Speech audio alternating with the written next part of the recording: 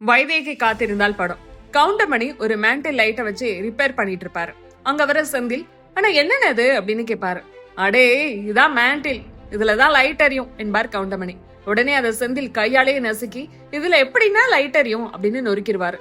அப்படி ஒரு காமெடி காட்சி போலதான் இருக்கு தமிழக நிதி செயலாளர் சித்திக்கோட சமீபத்திய செயல்பாடுகள். வெற்றி தமிழகம், வெற்றி திட்டம் என தாவேக அரசு என்னென்ன திட்டங்களை போட்டாலும் செந்தில் மேண்டிலை நசுக்குவது போல முதலமைச்சர் விஜயின் அரசியல் பிம்பத்தை ஒட்டுமொத்தமாக உடைத்தெறிந்திருக்கிறார் நிதித்துறை செயலாளர் சித்திக். நிதித்துறை செயலாளர் சித்திக் செய்த தவறுகள் என்ன, தாவேக அரசு உடனடியாக எச்சரிக்கையாக இருக்க வேண்டிய பின்னணி என்ன, விரிவாக பார்க்கலாம். தாவேகாவின் மிக முக்கியமான வாக்குறுதிகளில் ஒன்று ஒவ்வொரு பெண்களுக்கும் மாதம் 2500 ரூபாய் வழங்கும் திட்டம். ஆனா இந்த பட்ஜெட்ல அதற்கான எந்த நிதி ஒதுக்கீடும் இல்ல. இது குறித்து செய்தியாளர்கள் கேட்டதற்கு, இதை செயல்படுத்த ஓராண்டு ஆகலாம், 1.5 ஆண்டுகள் ஆகலாம், 2 ஆண்டுகளாவது ஆகலாம், ஆனால் நிச்சயம் செயல்படுத்தப்படும் என பதிலளித்து, இப்போதைக்கு மகளிருக்கு 2500 இல்லை என்பதை வெளிப்படையாக போட்டு உடைத்து தாவேக அரசுக்கு சங்கடத்தை ஏற்படுத்தியுள்ளார் Siddique. It's a matter of just maybe probably 1 year. Within next 1 year, definitely it will come. Not even 1 year. We are expecting revenues grow பண்ண அது படிப்படியா வரும். அடுத்ததாக சொத்து வரி ரத்து அல்லது சீரமைப்பு என்பது விஜயின் முக்கிய வாக்குறுதி. ஆனால் அது எங்கள் கையில் இல்லை. மத்திய அரசின் ஒப்புதலை தான் கேட்க வேண்டும். இதற்கும் தமிழ்நாடு அரசுக்கும் சம்பந்தம் இல்லை என நிதித்துறை செயலாளர் கூறியிருப்பது தாவேக அரசு இந்த அடிப்படை புரிதல் கூட இல்லாமலா வாக்குறுதி கொடுத்தது என்ற விமர்சனத்தை உருவாக்கியுள்ளது. ஆட்சிக்கு வந்ததும் 717 டாஸ்மாக் கடைகளை மூடிவிட்டதாகவும் அதனால் 10,000 கோடி நஷ்டம் என்றும் அமைச்சர் தரப்பில் தெரிவிக்கப்பட்டது. ஆனால் இப்போதைக்கு டாஸ்மாக் மூலம் 5,000 கோடி கூடுதல் வருமானம் கிடைக்கும் என நிதியமைச்சர் கூறுகிறார். அதாவது கடந்த ஆண்டு 51,000 கோடியாக இருந்த வருவாய் இந்த ஆண்டு 56,000 கோடியாக அதிகரிக்கும் என்றிருக்கிறார்.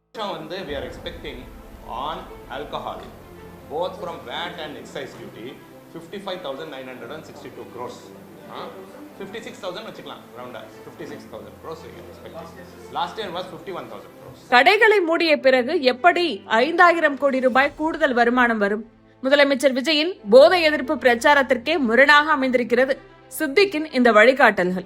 அது மட்டுமா, திமுக அரசு தமிழ்நாட்டை மிகப்பெரிய கடனில் தள்ளிவிட்டு போய்விட்டது என்று விஜய் முன்வைத்த குற்றச்சாட்டையும் சித்திக் உடைத்தெறிந்திருக்கிறார். கடன் வாங்குவதை தவிர்க்கவே முடியாது என்றும் அடுத்த 50 ஆண்டுகளுக்கு கடன் வாங்குவது தொடரும் என்றும் நிதி செயலாளர் கூறியிருக்கிறார். கடன் குறைக்க முடியாது. நீங்க அடுத்த 50 வருஷத்துக்கு கூட கடனை குறைக்க முடியாது. திமுக ஆட்சியில் 2025-26 நிதியாண்டில் 1.05 லட்சம் கோடி தான் கடன் வாங்கப்பட்டது.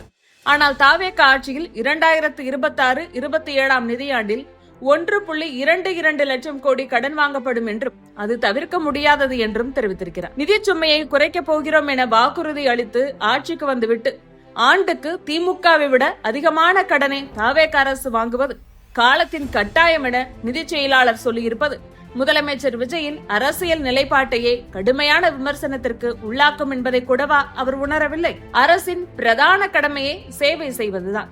ஆனால் அரசு சார்பில் கட்டடங்கள் கட்டினால் செலவு அதிகம், தனியாரிடம் கொடுத்தால் குறைந்த செலவில் தரமாக கட்டுவார்கள் என நிதி செயலாளர் சுட்டிக்காட்டியுள்ளார். The objective is to provide quality of service and private sector can contribute. அது பண்றது நல்லது.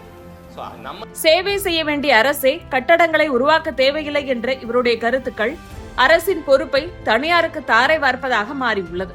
மேலும் பள்ளி கல்வித்துறைக்கு கடந்த ஆண்டு இடைக்கால வரவு செலவு திட்டத்தில் 48,531 கோடி ரூபாய் ஒதுக்கப்பட்ட நிலையில் இந்த ஆண்டு 44,527 கோடியாக குறைக்கப்பட்டுள்ளது. கட்டமைப்பு சரியில்லை, கூடுதல் நிதி ஒதுக்கி இருக்கலாமே என கேட்டதற்கு, எங்களால அவ்வளவுதான் கொடுக்க முடியும் என்ற தொனியில் பதில் கொடுத்துள்ளார். தமிழ் புதல்வன், புதுமை பெண் போன்ற கல்வி உதவித்தொகை திட்டங்களுக்கும் தமிழ் வளர்ச்சித்துறைக்கும் போதிய நிதிகள் ஒதுக்கப்படவில்லை. கடந்த திமுக ஆட்சியில் அதிகாரிகளின் ஆதிக்கம் அதிகமாக இருந்தது என்ற ஆதங்கம் ஆளும் கட்சியினரிடையே இருந்தது.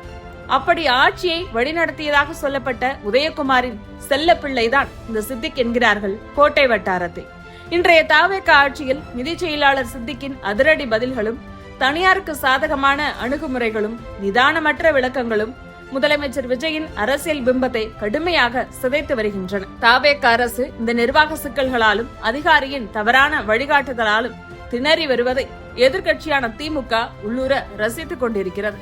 எனவே அதிகாரிகளின் பேச்சை மட்டும் கேட்டு செயல்படாமல் மக்களுக்கான வாக்குறுதிகளை காப்பாற்ற நிதி செயலாளர் சித்திக்கின் செயல்பாடுகளில் முதலமைச்சர் விஜய் உடனடியாக தலையிட்டு தகுந்த கவனம் செலுத்த வேண்டும். இல்லையென்றால் அரசுக்கு மேலும் பெரிய சிக்கல்கள் உருவாகும் என்பதில் சந்தேகமில்லை.